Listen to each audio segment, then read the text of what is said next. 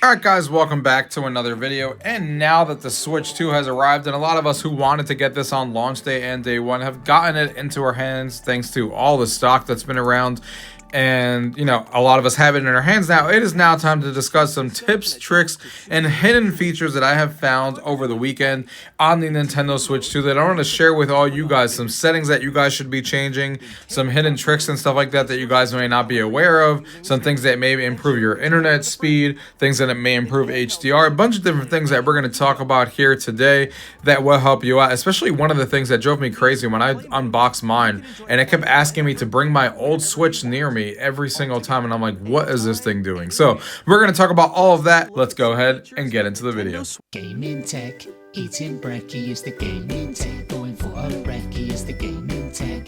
Gaming tech is the gaming tech. Gaming techie. Alright guys, so the first one here coming in at number 12 is a very simple one, but one that's very useful that a lot of us forget about that we need to turn on, and that is the battery percentage level. As you can see right now in the top right corner of my screen, there is no battery percentage, and it's going to decrease, and I'm not going to know exactly how much I have because it's just going in quadrants. So what you want to do is you want to go into settings on your Nintendo Switch, as you guys can see here, and then you're going to scroll down and go into system, and then you're going to go down to system battery. So you can see here now when you turn this on and I go back to my main menu, boom, now it actually shows my actual percentage on the Nintendo Switch, and you can see it is now at 97%, which is much more useful than just having that battery icon sitting there without actually showing the actual number next to it. So that is the first one here coming in at number 12. That is the battery percentage. Staying into the same position, coming in at number 11 to show you more battery related things, is going back into the system settings and going back into system here and scrolling down. You may have saw it before when we were scrolling through it, is when you're looking at the battery, there is something here in the options called stop charging around 90%. So every time you charge your Nintendo Switch, it usually goes up to 100%. This is not on by default. But a lot of people have always said that if you put your battery and you only charge it to 90%, you're going to prolong the battery life. And that is true not just for the Switch, but anything. Even in my Tesla, they tell you not to charge it over 80%. On a daily basis, only do that if you're going on a long trip. And this is no different here. Lithium batteries are all kind of the same. So if you can prevent that and only charge it to 90%, my Samsung phone does the same. You turn this on, now every time you charge it, you go to 90%. Now, of course, if you're going on a large trip, then I would recommend that you actually turn this off so it could actually get to 100%. You get the maximum amount of battery life. But for day-to-day use, when you're switching in and out of your dock, it's probably better if you only charge it to 90%. That way you prolong your battery life. So that comes in at number 11. The next thing I want to talk about here, coming in at number 10, is virtual game cards. So the first thing I want to talk about with this, which was really interesting, is that when I first got my Nintendo Switch 2 and I took it out of here, I had an issue that it made me actually get my other Switch, my original one here, which I'm going to put here to the side, and actually bring it close to it. And every time I wanted to play a game, including Mario Kart World, which is a game that was on the Switch, it made me grab this Switch and bring it next to it so I could actually play it. And I was so confused back then. I was like, why would it make me, bring my original Switch to play Mario Kart World? That's not even a Nintendo Switch 1 game. And what I found out is very, very simple that a lot of us need to know. And it's all about the fact that on the Nintendo Switch, you need to make sure which one is your primary console. A lot of us obviously have the primary console set to be the original Switch, whether it be your OLED Switch or my regular Switch here, whatever the case may be. A lot of us have that one set as the primary because we just got our Switch 2. And when you set up the Switch 2, it does not go into anything like that about changing your primary console or anything. It just keeps telling you every time you put in a game, like, hey, bring your other console close so we can transfer the digital ownership and blah, blah, blah. And I'm like, I was so confused when that first did that for Mario Kart World. But there is a way to fix that so you never have to deal with that, because if you don't, it's going to have you do that for every single game that you buy. You're going to have to keep bringing your original Switch next to it over and over again to bring those, to be able to play those digital and physical games. So what you can do to change your primary console is on your original Switch here, go into your account right here on the top left. As you can see, I'm scrolling to my account here. And you can see when you scroll down to user settings and you scroll down here towards the bottom of this area, you can see right here, Nintendo eShop settings. Now, if you scroll all the way down on your Nintendo eShop settings here, you can see right here, pass enabled console. When you scroll all the way down here, this console is registered as your primary console. So what you want to do is you want to deregister this one. As you can see here, I'm going to deregister this console as my primary.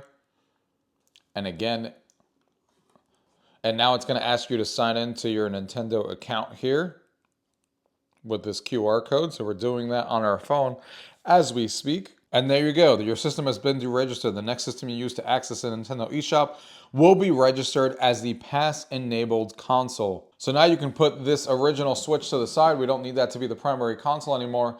Now I have my Nintendo Switch here again, my Switch 2, and we're going to go ahead and now access the eShop on here.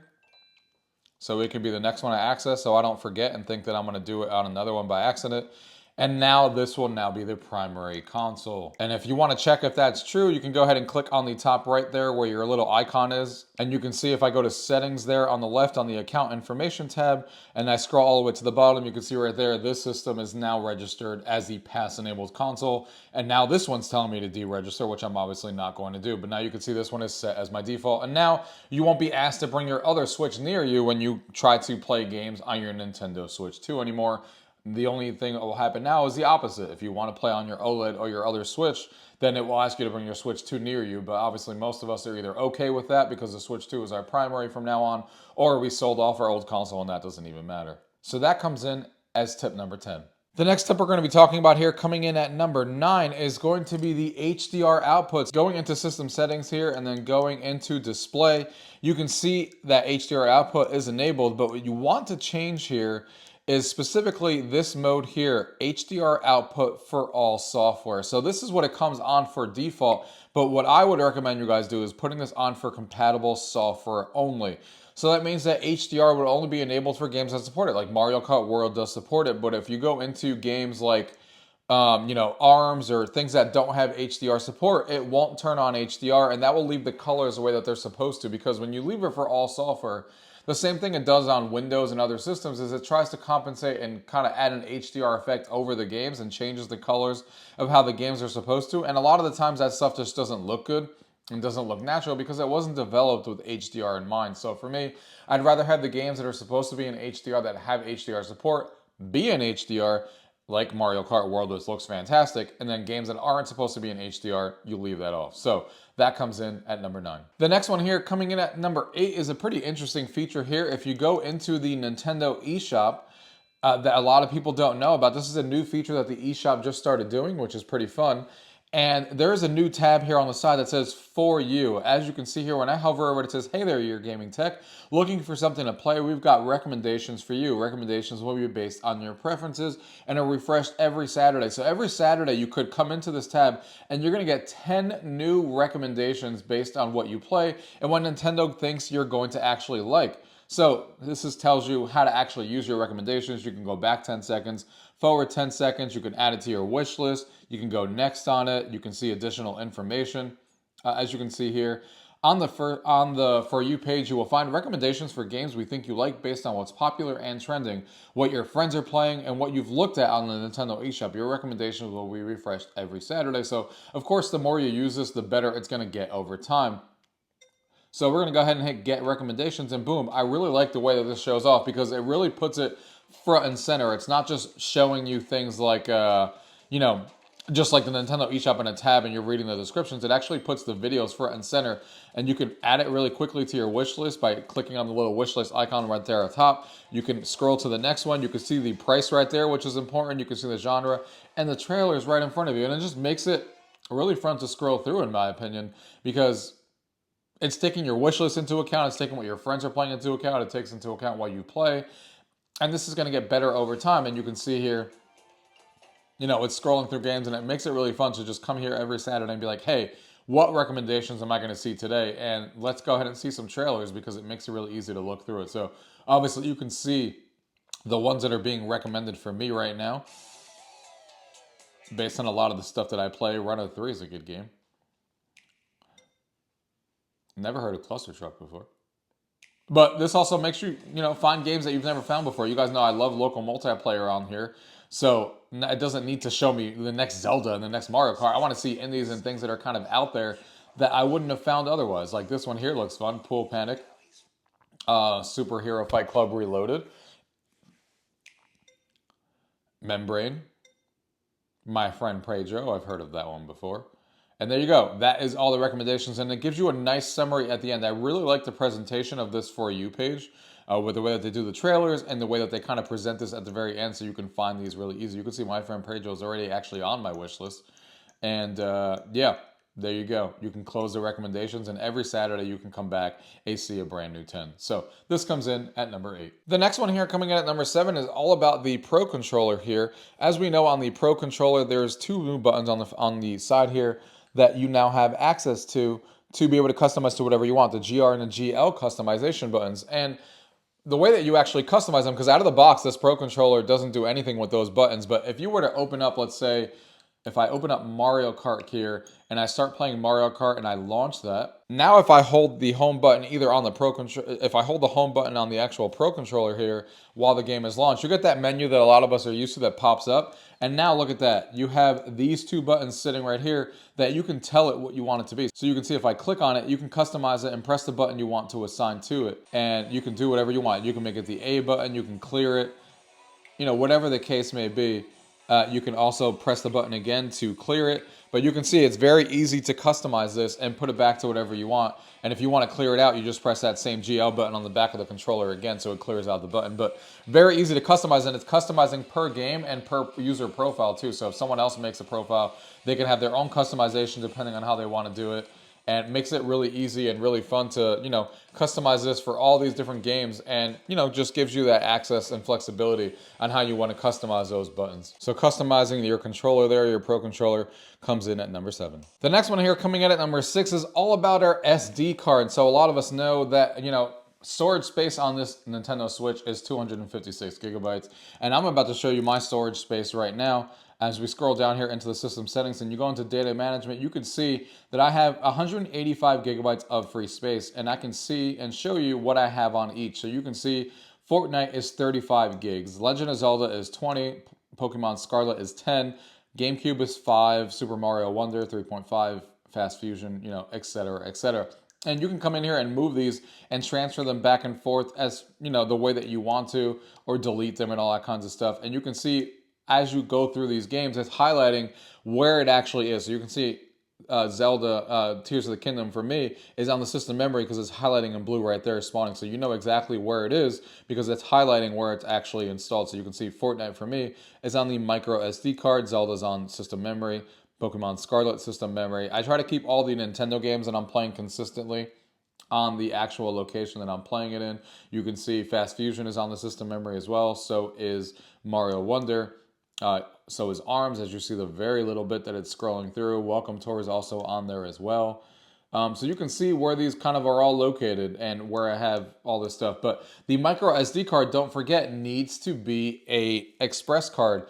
And the way that these are actually done, if you look at the back of the system here, underneath the actual kickstand here, you can see the micro SD card slot is sitting right there. And you want to get the SD cards that actually say that it is, and I'm going to do this for you guys, even though it's going to make me reboot the console as soon as I take this out. But I'm going to remove this, and there it goes. It's telling me it's complaining already. You can see that it says micro SD card right there, and you can see if I scroll through and I try to focus the camera on this in a second, you can see right there it says express card on it. You can see, so you need to get one of the ones that are express card. This is the GameStop one that I got. That was a 1 terabyte.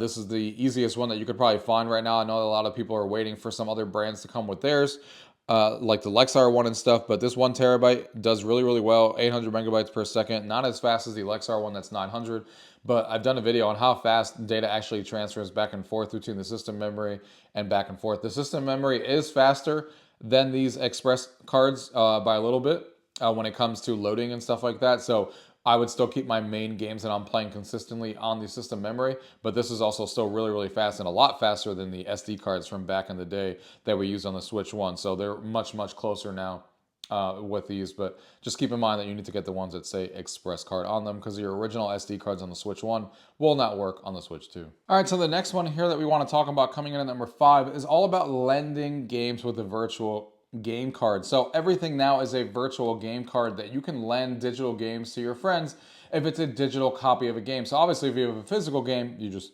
hand it to them, obviously. But if you have digital games and you want to lend it to a friend, that's something that you can now do, which you couldn't do before. So the way you do that is actually pretty simple. There's a bottom tab here called virtual game cards, and you can see whose virtual game cards do you want to see. Of course, I only have one profile on here, so it's going to be mine.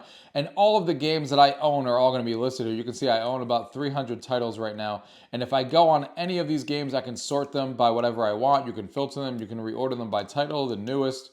If I sort this by newest of stuff that I just got, you can see the ones that kind of spawn at the very top. Now, only ones that are going to show up on here that are virtual game cards are going to be the ones that are digital releases, because if they're physical games, of course, then this doesn't apply. This is for digital releases, because obviously this is how you would lend games to people if you want to, if they're digital games. So you can see Welcome Tours on here, Fast Fusion, and Fortnite, but of course not Mario Kart, because I got the physical edition of Mario Kart World. So if I want to lend that to a friend, just get up and hand it to them.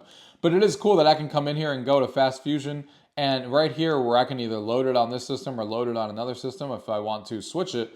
You could also lend it to a family group member. Now, keep in mind, like the title suggests, unfortunately, you can only lend this to people who are in your family group. So those 7 other people that are in your family group are the only ones you can lend it to. You can't just lend it to a random friend, which I think is kind of lame, that they need to be a part of your family group. So you're not going to be able to lend this to some random person because they need to be a part of that group. But if you have 7 other people in your family group and you want to share games amongst each other, you can, and you can lend them up to 14 days, and then the game comes back to you automatically after 14 days. They don't have to give it back to you or anything, and then it automatically shows back into your library. But when they have it, it's gone out of your library and they're playing it for 14 days, which is pretty cool. And this is also how you load a game onto another system. So if I had Fast Fusion, obviously it's not a Switch 1 compatible game, but if it was, and I wanted to switch this game, for example, and load this on another system, I could either load this on here, which has not been loaded yet, with the DLC, or I can load this to another system and bring my OLED next to me or my other Animal Crossing Switch and do it that way, or again, lend it to family members. So really easy system once you get used to it as far as lending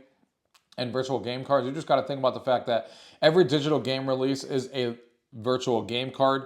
And the reason that they call it that is because, like a game card, you can now share it with your friends. Not as easily, because it's, again, just those 7 other people in your family group chat or your family group. But it is better than nothing, and definitely better than before, where you couldn't lend your digital games at all. So it is pretty fun. Hopefully they expand this back later on, that you could lend games to whoever you want, as opposed to just your family, and then they can return it back in 14 days. But this is where we're at for the time being, but it is super fun to have this feature. The next one here we're going to talk about, coming in at number 4, is your internet settings and making it slightly faster, especially those of you guys who are thinking that it's too slow, because this is much faster downloading games than the Switch 1 was. But there is something you can do in the system settings and in your internet if you want to change some internet settings. And I click on the connection that I'm actually connected to, and you go and hit change settings on here.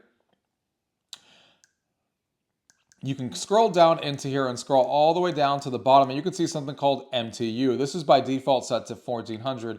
A lot of people are changing this to 1500, which is increasing their speeds. So if I go ahead and change this to 1500 and then I hit save, the settings have been saved. And now it is obviously connecting to that Wi-Fi again, and see if it increased my download and upload speed by making that change. And again, this is going to vary from user to user, but for those of you guys who are experiencing slowness, this is definitely a setting that I recommend that you change, especially people with mesh networks and stuff like that. This is a setting you should definitely change on yours. The next one here, coming in at number 3, is a lot of you guys know that Nintendo has been talking about this mouse mode feature, where you can take a Joy-Con and turn it into a mouse.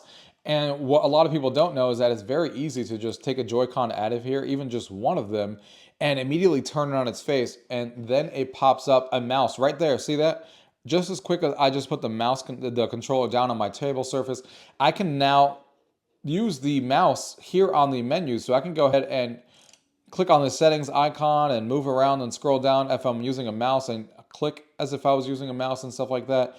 And it's all here ready to go. So it's really easy to use it. But something else that a lot of people don't know is when you go into controllers and accessories here, and you can see the Joy-Con 2 mouse controls, you can see mouse sensitivity sitting right here. And you want to be able to change this depending on who you are. By default, it's medium. You can change this to either high, which basically means that now this is responding even faster at a polling rate that's faster than what it was before. Or you can change it to low if you thought the original was too fast. So now you can see it's gliding a lot slower depending on how my movement is. So low means that when I move my mouse, it's moving it's taking longer to move around the screen as I move around. High means that it's moving a lot faster. You can see the sensitivity on here. A lot of people, and like I said, it comes on medium. You can play with that and see which one you want. But the mouse controls and stuff is really cool. The fact that you could use it on the main screen, and the fact that you can go back and forth really easily from Joy-Con to mouse mode and back and forth and change that sensitivity is really going to open up some doors for some of the games here in the future. And the next one here coming in at number 2 is all about updating controllers. This is not something that Nintendo prompts you to do with the Joy-Cons or the Pro Controller or anything. So it's something you guys got to keep in mind to come in here every once in a while and do. Going back into the system settings here, if I go in here and go into controllers and accessory, you can see there's a button here that says update controllers, updates connected controllers. Not all controllers can be updated this way. So you can see right now it is updating my right Joy-Con controller because it was not updated to the latest software, and now it's updating my left one. If I never came in here, I would have never known to do this. And you can see it is now updating my Pro Controller as well. Anything that's connected to this will get updated. So obviously my 2 Joy-Cons were connected, and so is my Pro Controller. But it's really kind of strange that Nintendo doesn't alert you that, hey, your controller has an update like, you know, some other systems do. So if you don't come in here, you will be running outdated firmware and possibly run into some issues and stuff that Nintendo may be fixing if you don't come in here every once in a while and say, hey, I want to update my controller. So just something to keep in mind, updating controllers coming in at number 2. And the last one here coming in at number 1 is the fact that you can use any controller you want, including the original controller from your Switch 1 onto the Switch 2. So yes, you can use your original Pro Controller, you can use your Joy-Cons if you want to, all of that stuff works. The only thing to keep in mind with some of this stuff is, first of all, with the Pro Controller, you're obviously not going to have the 2 new extra buttons that I talked about to customize, because that is not on the Switch Pro Controller on the original, so you're not going to have that, and you're not going to have the benefits of having the C button being right there handy when you want to use game chat. That's right here. Obviously, you're not going to have that on there as well. Same thing with the Joy-Cons here. You're not going to have the C button on here. Obviously, these Joy-Cons, you're not going to be able to connect the original Joy-Cons to the Switch, but if you're playing something like Mario Party, yes, you can use 2 controllers from the Joy-Cons here and then 2 of your original Switch 1 controllers. Just keep in mind that the Joy-Con 2 has different controls. So it has the mouse controls, it has, you know, better feedback and stuff like that. So some games like Mario Party may not be able to use all the mini games when that update comes out, depending on what Joy-Cons are actually connected. You know, Mario Party is getting on an update that's going to add mini games for mouse controls and stuff like that. So of course, if you're using 4 players and everyone needs mouse controls, you're not going to be able to do that if you have 2 people connected with these and 2 people connected with the Joy-Con 1 controllers. But for the most part, for all the games that you've been enjoying for this whole entire time, Super Mario Bros. Wonder and you know, and stuff like that, and Mario Kart, yes, you'll be able to use the original Joy-Cons, and you know, it may not be as comfortable and as big as these, and these are much better in my opinion, but you'll still be able to use them because a lot of us have those handy right there out whenever you want. And one really cool feature as well that a lot of people don't know about is if you connect an original Pro Controller on here, even though you don't have a C button on it, like I just talked about, because obviously that button doesn't exist, you actually could customize your original Pro Controller. If you go under settings when you have the Pro Controller connected of your original Pro Controller and you go under accessibility, you can actually change the button mapping when you come in here. And if you have the Switch 1, I don't have one handy right now, but if I had a Switch Pro Controller connected, you'll see it pop up on here, and you can actually edit the button mapping, and you can change any of the buttons to essentially be your C button. So if you didn't have a C button, you could still make like the minus button the C button on the original Pro Controller, for example, if you're a person that uses game chat all the time. So even if you're using an original Pro Controller, all hope is not lost if you want that C button on it. So that comes in as my number 1. Alright guys, I hope you guys enjoyed the video here for my top 12 tips, tricks, and hidden features so far on the Nintendo Switch here on launch day window. Make sure you stay tuned and subscribe to the channel because we'll be doing a lot more videos like this in the future as we discover more hidden tricks and hidden tips and tricks that people recommend. And if you guys have your own that I did not mention in this video, make sure to leave those down below as well. Thank you guys for watching. Until next time.